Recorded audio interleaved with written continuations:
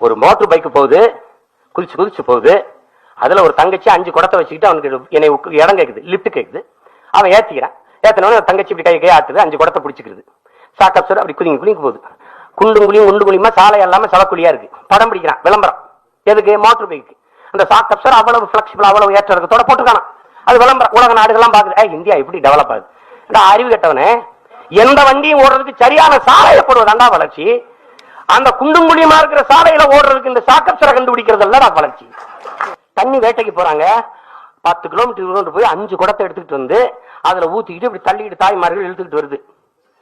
இன்னும் கொஞ்சம் வசதியான மோட்டர் பைக்ல, மோட்டர் பைக்கு 1 லட்சம், 5G செல்போன், 5ஆம் தலைமுறை செல்போன், அது 50,000, டேங்க் நிறைய பெட்ரோல், டெவலப், வளர்ச்சி. ஆனால் 4 காலி குடம் பின்னாடி இருக்கு. தண்ணீர் வேட்டைக்கு 20 கிலோமீட்டர் போயிட்டு இருக்கான் ராஜா. எது டெவலப் என்பதை நீ புரிஞ்சுக்க.